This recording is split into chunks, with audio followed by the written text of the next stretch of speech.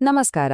ಇವತ್ತು ನಾವು ದಕ್ಷಿಣ ಭಾರತದ, ಅದರಲ್ಲೂ ನಮ್ಮ ಕರ್ನಾಟಕದ ಕ್ಲಾಸಿಕ್ ಅಡಿಗೆಗಳ ಬಗ್ಗೆ ಮಾತಾಡೋಣ. ಬನ್ನಿ, ಈ ರುಚಿಕರವಾದ ಪಯಣವನ್ನ ಒಟ್ಟಿಗೆ ಶುರು ಮಾಡೋಣ. ಹಾಗಾದ್ರೆ, ಒಂದು ದಿನದ ಸವಿರುಚಿ ಅಂದ್ರೆ ಹೇಗಿರುತ್ತೆ? ಅಂದ್ರೆ, ಕರ್ನಾಟಕದ ಮನೆಗಳಲ್ಲಿ ಬೆಳಗಿನ ತಿಂಡಿಯಿಂದ ರಾತ್ರಿ ಊಟದವರೆಗೆ ಏನೆಲ್ಲ ಅದ್ಭುತ ಅಡಿಗೆಗಳು ತಯಾರಾಗುತ್ತೆ ಅಂತ ನೋಡೋಣ ಬನ್ನಿ. ನಾವು ಈ ಪಯಣದಲ್ಲಿ ಬೆಳಗಿನ ತಿಂಡಿ, ಮಧ್ಯಾಹ್ನದ ಊಟ, ರಾತ್ರಿ ಊಟ ಹೀಗೆ ಒಂದೊಂದಾಗಿ ನೋಡ್ತಾ ಹೋಗೋಣ. ಪ್ರತಿಯೊಂದು ಅಡಿಗೆ ಎಷ್ಟು ಸರಳ ಆದ್ರೂ ಎಷ್ಟು ಶ್ರೀಮಂತ ಅಂತ ತಿಳ್ಕೊಳ್ಳೋಣ.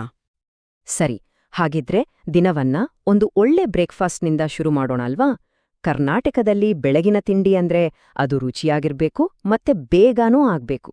ಅಂಥ ಕೆಲವು ತಿಂಡಿಗಳು ಯಾವುದು ಅಂತ ನೋಡೋಣ. ಅದಕ್ಕೆ ಉತ್ತರ ಇಲ್ಲಿದೆ ನೋಡಿ.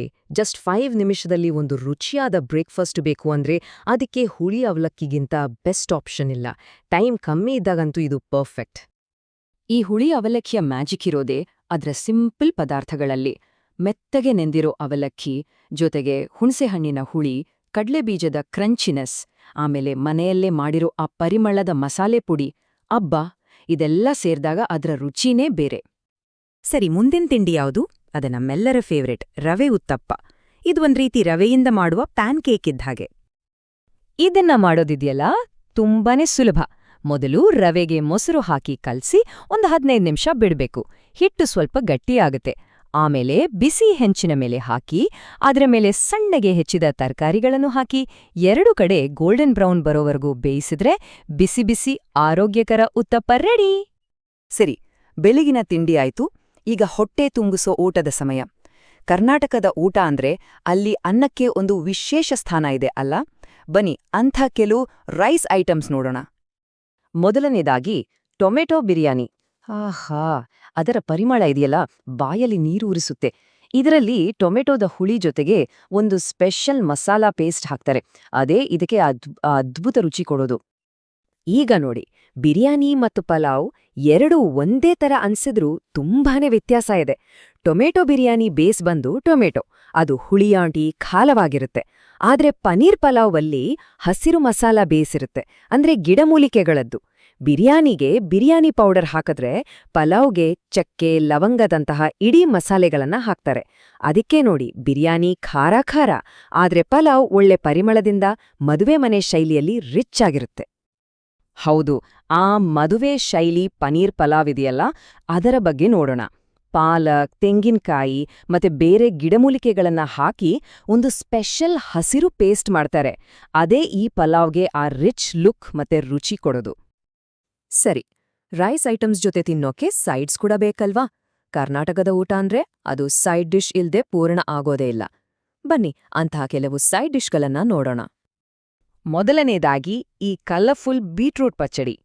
ಖಾರ ಖಾರ ಬಿರಿಯಾನಿ ಅಥವಾ ಪಲಾವ್ ಜೊತೆ ಇದನ್ ತಿಂದ್ರೆ ಆಹಾ, ನಾಲಿಗೆಗೆ ತಂಪಾದ ಅನುಭವ ಸಿಗುತ್ತೆ. ಹಾಗಾದ್ರೆ ಈ ಪಚ್ಚಡಿ ಅಂದ್ರೆ ಏನು ಅಂತ ಯೋಚನೆ ಮಾಡ್ತಿದ್ದೀರಾ? ಇದು ದಕ್ಷಿಣ ಭಾರತದ ಒಂದು ರೀತಿ ರೈತ ಇದ್ದಂಗೆ.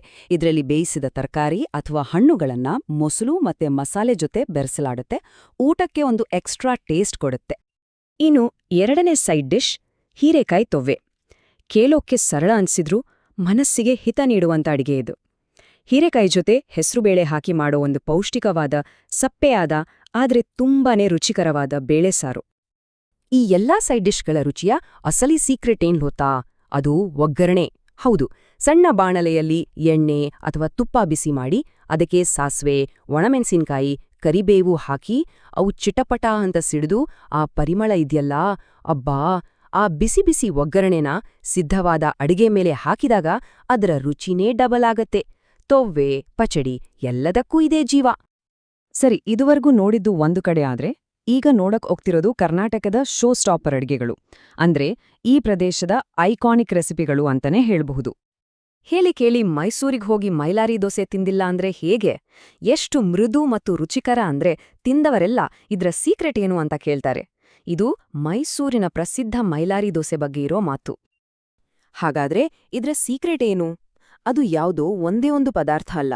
ಬದಲಿಗೆ ಕುಸುಬಲಕ್ಕಿ, ಸಾಮಾನ್ಯ ಅಕ್ಕಿ, ಉದ್ದಿನಬೇಳೆ, ಜೊತೆಗೆ ಸ್ವಲ್ಪ ಅಕ್ಕಿ ಹಿಟ್ಟು ಮತ್ತೆ ಮೈದಾ, ಹೀಗೆ ಬೇರೆ ಬೇರೆ ಹಿಟ್ಟುಗಳನ್ನ, ಬೇಳೆಕಾಳುಗಳನ್ನ ಒಂದು ಸರಿಯಾದ ಪ್ರಮಾಣದಲ್ಲಿ ಸೇರಿಸಿ ಹುದುಗಿಸ್ ಮಾಡೋದ್ರಲ್ಲೇ ಇದ್ರ ಗುಟ್ಟು ಅಡಗಿದೆ.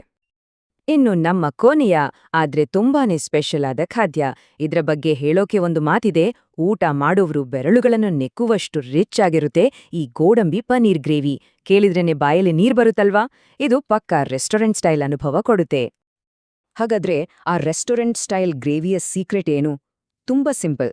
ಮೊದಲು ನೆನೆಸಿದ ಗೋಡಂಬಿಯಿಂದ ನುಣ್ಣಗೆ ಪೇಸ್ಟ್ ಮಾಡ್ಕೋಬೇಕು. ಆಮೇಲೆ ಈರುಳ್ಳಿ, ಟೊಮೆಟೊ, ಮಸಾಲೆ ಹಾಕಿ ಚೆನ್ನಾಗಿ ಫ್ರೈ ಮಾಡಿ ಒಂದು ಬೇಸ್ ರೆಡಿ ಮಾಡಬೇಕು. ಕೊನೆಗೆ ಈ ಗೋಡಂಬಿ ಪೇಸ್ಟ್ ಮತ್ತೆ ಮಸಾಲಾ ಬೇಸ್ ಎರಡನ್ನೂ ಸೇರಿಸಿ ಅದಕ್ಕೆ ಪನೀರ್ ಹಾಕಿ ನಿಧಾನವಾಗಿ ಕುದಿಸಿದ್ರೆ ಆ ಕ್ರೀಮಿಯಾದ ರಿಚ್ ಆದ ಗ್ರೇವಿ ಸಿದ್ಧ. ಹೀಗೆ ನಮ್ಮ ಈ ರುಚಿಕರವಾದ ಪಾಕಯಾತ್ರೆಯ ಕೊನೆಗೆ ಬಂದಿದ್ದೇವೆ. ಒಂದ್ಸಲ ನಾವು ಏನೆಲ್ಲ ನೋಡಿದ್ವಿ ಅಂತ ನೆನ್ಪು ಮಾಡ್ಕೊಳ್ಳೋಣ. ನೋಡಿ, ಪ್ರತಿಯೊಂದು ಅಡುಗೆಯೂ ತನ್ನದೇ ಆದ ಒಂದು ಕಥೆಯನ್ನ ಹೇಳುತ್ತೆ. ಅದರ ಹಿಂದೆ ಒಂದು ಸಂಸ್ಕೃತಿ, ಒಂದು ಪರಂಪರೆ ಇರುತ್ತೆ. ಹಾಗಾದ್ರೆ ಈ ಕಥೆಗಳನ್ನ ಕೇಳಿದ ಮೇಲೆ ಅಡುಗೆ ಮನೆಯಲ್ಲಿ ಯಾವ ಹೊಸ ಕಥೆ ಶುರುವಾಗಲಿದೆ? ಈ ಎಲ್ಲ ಅಡುಗೆಗಳನ್ನ ಮಾಡಲು ಇದು ಎಲ್ಲರಿಗೂ ಸ್ಫೂರ್ತಿ ನೀಡುತ್ತೆ ಅಂತ ಭಾವಿಸ್ತೀನಿ. ಧನ್ಯವಾದಗಳು.